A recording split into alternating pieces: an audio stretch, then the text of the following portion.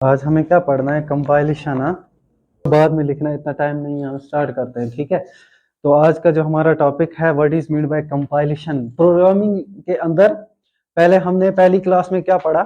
जो भी प्रोग्रामिंग की क्लासेस हमने स्टार्ट की, जैसा कि 20 को एग्जाम में पता है आप लोगों को, प्रोग्रामिंग का पहला टॉपिक हमने प्रोग्रामिंग में क्या पढ़ा कि प्रोग्रामिंग के अंदर लैंग्वेजेस कौन कौन सी हैं और प्रोग्रामिंग होता क्या है। बहुत सारे बच्चे आए थे तब, बहुत सारे नहीं आए थे। जैसे कि पहला हमने पढ़ा मशीन लैंग्वेज थी, ठीक है, फिर वो थोड़ी सी मुश्किल थी। उसके बाद दूसरी लैंग्वेज क्या रही? असेंबली लैंग्वेज, ठीक है, वो भी थोड़ी कठिन रही, ठीक है, जिसमें शॉर्ट फॉर्म का इस्तेमाल किया गया था। फिर उसके बाद हाई लेवल लैंग्वेजेस रही, जिसकी हाई लेवल लैंग्वेजेस की मैंने आपको हिस्ट्री बताई कि फोर्ट्रैन पहली लैंग्वेज थी, फिर उसके बाद दूसरी, तीसरी, फिर सी आई, पाइथन आज चल रही है। तो हमारे सिलेबस में भी क्या है? पाइथन है। अब हमारा ये जो टॉपिक है कंपाइलेशन, यहाँ पे, ठीक है, आज पढ़ना है कंपाइलेशन क्या होता है, कंपाइलर और इंटरप्रेटर क्या होता है प्रोग्रामिंग के अंदर।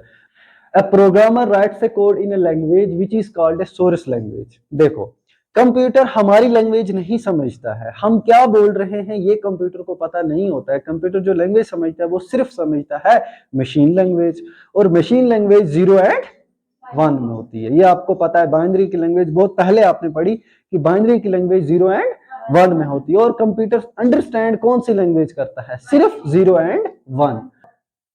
क्या है? जो भी प्रोग्रामर, प्रोग्रामर का मतलब होता है वो इंसान जो प्रोग्रामिंग जानता है और प्रोग्रामिंग का काम करता है, और कोई सॉफ्टवेयर बनाता है या कोई भी काम करता है, कोई प्रोग्रामर, यानी कि जो प्रोग्रामिंग लैंग्वेज को जानने वाला हो, ठीक है। Writes a code in a language, वो कोड लिखता है किसी भी ऐसी लैंग्वेज में which is called a source language. उस लैंग्वेज को क्या बोलते हैं? सोर्स लैंग्वेज, ठीक है। Program known as a source program, और जो वो लिखता है उसको क्या बोलते हैं? Source program. ये जो सोर्स प्रोग्राम है ये कंप्यूटर नहीं अंडरस्टैंडेबल होगा जब तक कि इसके बीच में ट्रांसलेटर ना लगे, ठीक है। अब जाते हैं आगे। Known as a source code, the computer understands only machine code. Computer और कुछ भी नहीं समझता है, सिर्फ समझता है 0 एंड 1। कितना क्लियर हुआ? अब हमें कंप्यूटर को कोई ऐसी कमांड देनी है जिसके बिहाफ पे कंप्यूटर ऐसे ऑपरेट करे कि जैसे मैं कंप्यूटर को बोलता हूं 2+2 4 होना चाहिए, है ना। मैं कोई ऐसा कैलकुलेटर सॉफ्टवेयर डेवलप करूं जिसमें 2+2 5 होना चाहिए। 2+2 आप प्रेस करोगे, वहां 4 नहीं आएगा, वहां 5 आएगा। क्यों? क्योंकि मैंने प्रोग्रामिंग में ये सेट किया है कि जब भी मैंने कोड्स के जरिए, सोर्स लैंग्वेज के जरिए ये बताया है कंप्यूटर को कि जब भी कोई यूजर 2+2 लिखेगा उसको आउटपुट क्या आना चाहिए? 5 आना चाहिए। समझ आ रही है ना? तो यही होता है सोर्स कोड हमारा। और सोर्स कोड को फिर जो मशीन लैंग्वेज होती है उसमें ट्रांसलेट करने के लिए हमारे पास ट्रांसलेटर का होना जरूरी होता है। The computer understand only machine code, computer जो है वो सिर्फ कौन सा कोड ही जानता है? मशीन कोड 0 एंड 1, बाकी वो किसी लैंग्वेज को अंडरस्टैंड नहीं करता है। Hence compilation is a technique, इसलिए ये जो कंपाइलेशन है, ये वाला क्वेश्चन, कंपाइलेशन एक ऐसी टेक्निक है जिसके जरिए क्या किया जाता है? For converting source code into machine code. Source code को मशीन कोड में कन्वर्ट करने का काम किसका है? कंपाइलेशन एक प्रोसेस है। इस मेथड के जरिए हम सोर्स कोड को कन्वर्ट कर देते हैं किस कोड में? और मशीन कोड फिर कंप्यूटर इजीली अंडरस्टैंड करता है, ठीक है। Code which is easily understandable by computer, जो कंप्यूटर बड़े आसानी के साथ अंडरस्टैंड कर सकता है। So for the translation of source code into machine code there is a need of translator. ऐसे ही ये मतलब कंपाइलेशन में हम सोर्स कोड को कन्वर्ट नहीं करते हैं। कंपाइलेशन एक टेक्निक है ना कि सोर्स कोड को कन्वर्ट कर देना मशीन कोड में, लेकिन हम ऐसे ही उसको कन्वर्ट नहीं कर सकते हैं जब तक कि एक ट्रांसलेटर ना हो। अब सबसे पहले ट्रांसलेटर को समझने से पहले थोड़ा सा ये क्लियर कर देते हैं। Translator can to be called as compiler, और वो जो ट्रांसलेटर होता है उसको क्या बोलते हैं? कंपाइलर। ये तो मैंने वो डेफिनेशन बताई जो सिर्फ बोर्ड पे लिखी हुई थी यहाँ पे। अब मैं आपको सिखाता हूं सिंपली लफ्जों में ये कंपाइलर और ट्रांसलेटर होता क्या है। सिंपली देखो, हमारा मोदी साहब कहीं जाता है, ठीक है, और वो जानता है सिर्फ हिंदी की लैंग्वेज, और उसकी मुलाकात होती है रशिया के किसी पीएम से, है ना। तो रशियन लैंग्वेज को मोदी साहब नहीं समझता है, इंडिया वाले नहीं समझते, हिंदी लैंग्वेज को वो रशियन वाला नहीं समझता है। तो हम बीच में क्या रखते हैं, ट्रांसलेटर। ट्रांसलेटर क्या करता है, इसकी बात सुनता है। देखो ट्रांसलेटर आम आदमी नहीं होता है, ट्रांसलेटर एक्सपर्ट होता है, वो उसको रशियन लैंग्वेज भी आती है और उसको हिंदी लैंग्वेज भी आती है। अब वो हिंदी वाले से सुनता है कि ये क्या बोल रहा है, फिर रशियन वाले को बोलता है रशियन लैंग्वेज में कि ये बोल रहा है, फिर रशियन वाले से सुनता है और हिंदी वाले को। समझ आ रही है। ये होता है ट्रांसलेटर का काम। और वो ट्रांसलेटर जो कंप्यूटर है, प्रोग्रामिंग है, उसमें उसको ट्रांसलेटर नहीं, उसको कंपाइलर बोला जाता है। क्या बोला जाता है। अब कंपाइलर का क्या काम है, यहां पे मैंने आपको बोला कि दो पीएम है, अगर उनको एक दूसरे की भाषा समझ नहीं आती है तो वो अपने लिए बीच में ट्रांसलेटर रखते हैं। और ट्रांसलेटर क्या काम करते हैं, एक की लैंग्वेज दूसरे को बताते हैं, उसकी लैंग्वेज उसको बताते हैं। इस तरह से उन दोनों के बीच में कम्युनिकेशन होती है। समझ आ रही है ना। लेकिन प्रोग्रामिंग के अंदर कंपाइलर ये काम करता है। देखो जो हम देते हैं लैंग्वेज कंप्यूटर को ना, HTML लैंग्वेज देते हैं ना, ठीक है, या हम देते हैं पाइथन का कोई कोड देते हैं, ये हमारी लैंग्वेज है, हम मतलब लिखते हैं। जो हम लिखते हैं उसको क्या बोलते हैं, सोर्स कोड। क्या बोलते हैं। अब सोर्स कोड जो है ये कंप्यूटर अंडरस्टैंड नहीं कर पाएगा, क्योंकि वो सिर्फ क्या करता है, मशीन कोड। समझ आ रही है। तो यहां पे हम रखते हैं कंपाइलर, बीच में सेंटर में कौन आएगा, और यहां पे आएगा मशीन कोड। अब आगे समझ इसका। सोर्स कोड जो होता है हमारे पास, सोर्स कोड हम लिखते हैं, फिर उसको कंपाइल किया जाता है, ट्रांसलेट किया जाता है। जैसे मैंने आपको पहले बोला एक बंदा ट्रांसलेशन के लिए रखा जाता है, ऐसे कंपाइलर जो होता है ये हमारे सोर्स कोड को ट्रांसलेट करके देता है 0 एंड, और वो कौन होता है, वो कौन सा कोड होता है, which is easily understandable by computer. समझ आ रही है। ह्यूमन जो होता है, ह्यूमन लिखता है सोर्स कोड और कंप्यूटर अंडरस्टैंड करता है मशीन कोड। ये कौन लिखता है, ह्यूमन, और ये कौन अंडरस्टैंड करता है, कंप्यूटर। इतनी चीजें समझ आई। और बीच में जो ट्रांसलेटर का काम है ये कौन करता है, कंपाइलर, है ना। इसको हम लिखेंगे ट्रांसलेटर। ये क्या करता है, ट्रांसलेट करता है। अब आगे समझ। अगर आपको 20 को क्वेश्चन आते हैं, ये क्वेश्चन तो आएंगे ही आएंगे कि हाई लेवल लैंग्वेज कौन सी थी, मशीन लैंग्वेज कौन सी थी, असेंबली लैंग्वेज कौन सी, कंपाइलर क्या था और इंटरप्रेटर क्या था, इन दोनों में फर्क क्या था, ठीक है। और ये कंपाइलेशन क्या टेक्निक होती है। कंपाइलेशन अब कौन सी टेक्निक होती है, एक ऐसी टेक्निक होती है जो सोर्स कोड को किसमें कन्वर्ट कर देती है, और मशीन कोड फिर क्या होता है, इजिली अंडरस्टैंडेबल बाय कंप्यूटर, और कुछ नहीं समझता है, सिर्फ मशीन कोड समझता है। इतनी चीज समझ आई।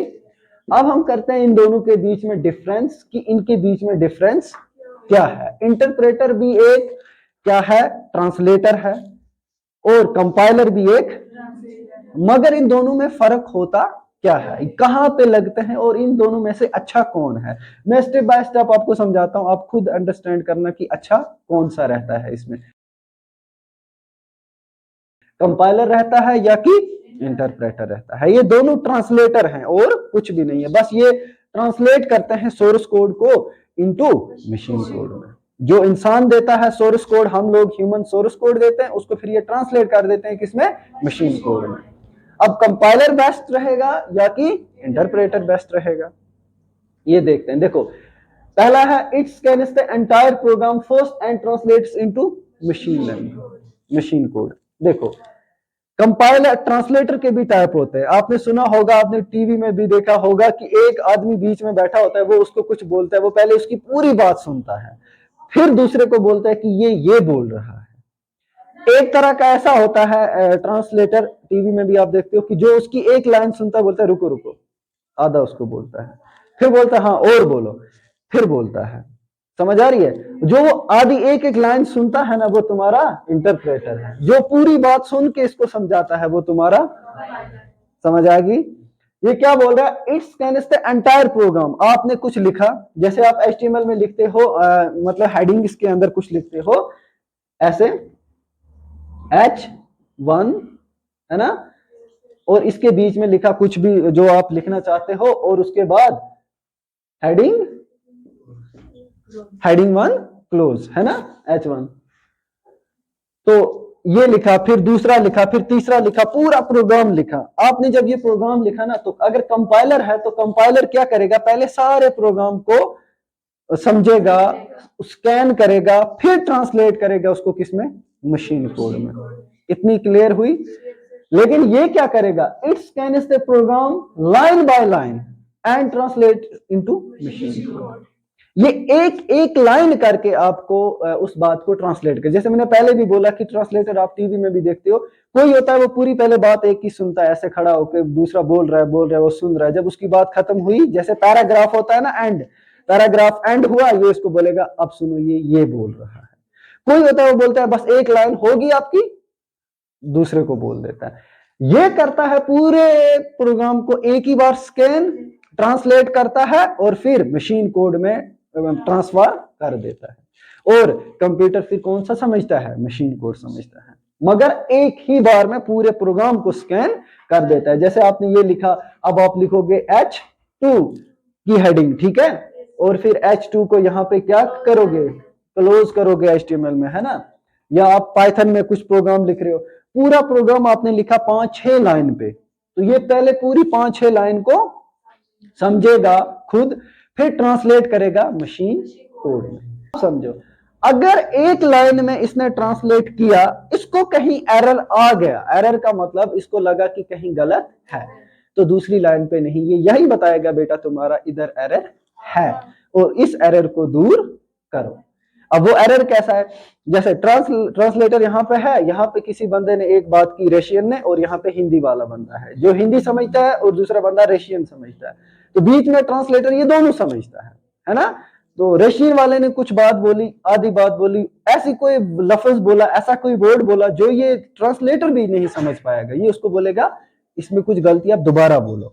ऐसे ही ये लाइन बाय लाइन अगर कोई गलती होती है तो ये दूसरी लाइन पे नहीं जाएगा, बोलेगा पहले इस एरर को दूर करो। तभी हम पाइथन में किस ने कोड लिखा है आप दोनों ने, जब पाइथन में गलती होती है तो आपको आउटपुट आता है, नहीं आता है, क्या बोलता है कि किसी जगह कुछ एरर है। जब आप एरर को करते हो ना सॉर्ट आउट, तब जाके आपको आउटपुट मिलता है। समझ आ रही है। तो अब समझो, पहला एक चीज समझी, पहला डिफरेंस कि ये पूरे प्रोग्राम को, पूरे पैराग्राफ को अच्छे से पहले स्कैन करता है, उसके बाद ट्रांसलेट करता है किसमें, मशीन को। बट जो ये वाला है, ये क्या करता है, ये लाइन बाय लाइन, एक लाइन में एरर है, आगे नहीं बढ़ेगा बेटा, इसको ठीक करो, दूसरी लाइन में जाओ। हो गया पहला पॉइंट क्लियर। दूसरा, compiler shows all errors at the same time. अगर एक पैराग्राफ में उसने पूरे कंपाइलर ने ट्रांसलेट किया आपका सोर्स कोड जो आपने लिखा है ना, ये इसका काम क्या है, सोर्स कोड को ट्रांसलेट करना, किसमें, मशीन कोड में, ताकि कंप्यूटर समझ पाए। अगर सारे के सारे एरर आपको मिल जाते हैं यहीं पर, मतलब इसने ट्रांसलेट एक बार किया, सारा स्कैन किया, एरर मिले, तो ये आपको उसी वक्त सारे के सारे एरर बता देगा कि सारे यहाँ एरर हैं, आप इसको ठीक कर दो। बट ये क्या करेगा, इंटरप्रेटर शो 1 एरर एट ए टाइम, ये एक एरर एक ही वक्त पे बताएगा। कैसे, देखो मेरे पास लाइन है, मैंने यहाँ पे कुछ लिखा है, मैंने लिखा यहाँ पे हेडिंग H1 और इसमें मैंने लिखा माय नेम इज खान, ऐसे कुछ लिखा, और हेडिंग 1 को क्लोज किया। और इसी तरह से heading 2, my name is, Rukhsana का नाम लिखते हैं, ठीक है, रुखसाना, एंड हेडिंग 2 भी क्लोज। अब अगर कंपाइलर है, कंपाइलर क्या करेगा, कंपाइलर इसमें अगर कहीं कोई गलती है, फॉर एग्जांपल इसमें ये मैंने नहीं लगाया है ना, तो क्लोज टैग नहीं है ये। अब इसमें मैंने यहाँ पे ये नहीं लगाया है ना, एक ऊपर वाले में भी गलती है और नीचे वाले, हेडिंग 1 में क्या गलती है, क्लोज टैग मेरा सही और ओपन टैग मेरा जो स्टार्ट टैग है ये ठीक है, इसमें स्टार्ट टैग नहीं है।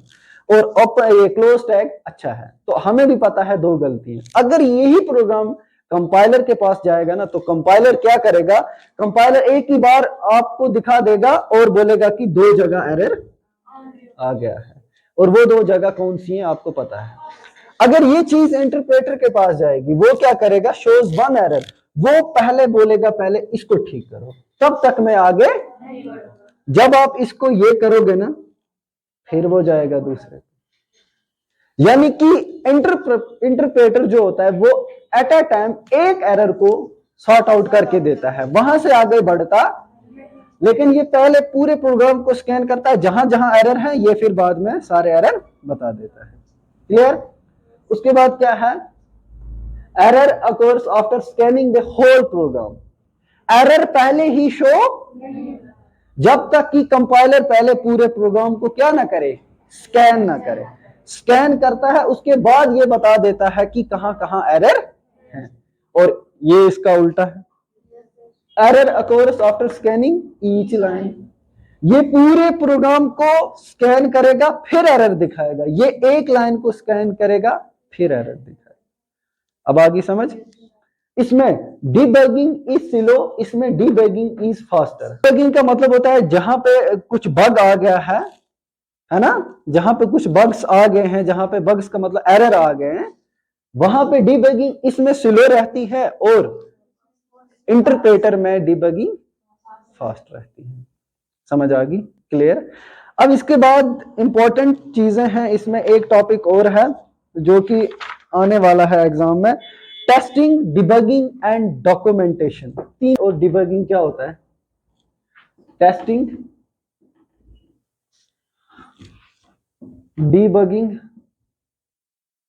और वेरी गुड। कैसे?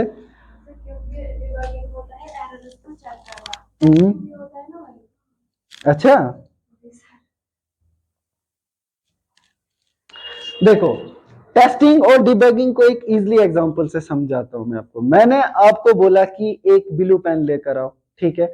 आप गए और आपने यहाँ पे शॉपकीपर को क्या बोला कि मुझे एक ब्लू पेन दे दो। उसने क्या दिया आपको, ब्लू पेन दी। आपने आके लिखा, टेस्ट किया, लेकिन उसमें क्या हुआ, वो नीली नहीं वो ब्लैक थी। समझ आ रही है। जो आपने उसको लिखा, टेस्ट किया, वो तुम्हारी टेस्टिंग थी, बट इसमें जो एरर आया उसको आप टेस्टिंग से सॉर्ट आउट। एरर क्या आया था, पेन ब्लू थी, ऊपर लिखा भी क्या था, ब्लू था, बट काम क्या किया उसने, ब्लैक का काम किया, मतलब लिखा ब्लैक। तो अब अगर वो उस एरर को दूर करना है तो डिबगिंग के जरिए एरर को दूर करेंगे, लेकिन टेस्ट करेंगे किसके जरिए, टेस्टिंग के लिए। अब कैसे ये दोनों सेम हुए, तो डिफरेंट है ना। देखो हम लोगों ने इतनी मेहनत की, फॉर एग्जांपल पाइथन पढ़ा पढ़ा पढ़ा पढ़ा, पाइथन क्लियर हो गया, हम लोगों ने अपना एक सॉफ्टवेयर बना दिया। अगर आप लोगों ने सॉफ्टवेयर बना दिया और उसकी सबसे पहले आपको टेस्टिंग करनी है, डिबगिंग करनी है। टेस्टिंग में आपको पता चल जाएगा कि कहां कहां गलती हुई है, बट टेस्टिंग प्रोसेस के जरिए आप उस गलती को निकालो कि किसके जरिए, है ना, इजी। यहां पे इतने अच्छे लफ्जों में बताया आपको, ये एआई की जो बुक आपको मिली है इसमें बहुत अच्छे से देखो। Testing is the process of identifying the mistakes in a piece of software. क्या बोला, टेस्टिंग एक ऐसी प्रोसेस है जिसके जरिए हम किसी भी सॉफ्टवेयर में गलतियों को निकालते हैं, ढूंढते हैं कहां गलतियां हैं। But debugging is a process of fixing bugs that were discovered during the testing automatically. Testing stage में जो जो ये एरर आए हैं उनको क्लियर करना किसका काम है। अब आगे समझ। ये क्या करता है तुम्हारा, टेस्टिंग क्या करता है, टेस्टिंग तुम्हारा सॉफ्टवेयर जो होता है, टेस्टिंग के जरिए तुम्हारे सॉफ्टवेयर में पूरे एरर को देखा जाता है कि कहां कहां इसमें गलती हुई है। Check errors in a software, check errors in a, और यहां पे clear that errors which is found during किस दौरान? टेस्टिंग। समझ आ रही है? ये क्या करता है? एरर को चेक करता है, मगर इसमें इतनी ताकत नहीं है टेस्टिंग प्रोसेस में कि जो एरर आए हैं उनको क्लियर कर दें। ये बस टेस्ट करके बताता है कि हाँ देखो, मैंने जैसे पेन का बोला, मुझे लानी थी कैसी? ब्लू। ऊपर लिखा भी था ब्लू, लेकिन उसने लिखा कैसा? ब्लैक। ये मैंने कब पता चला? जब मैंने लिखा, टेस्ट किया। लेकिन ये मुझे अब सॉर्ट आउट करना है, इसमें मुझे स्याही जो है वो कैसी डालनी है? ब्लू डालनी है। तो वो कौन सी, वो जो मैं डालूंगा वो क्या होगी? डीबग। समझ आ रही है?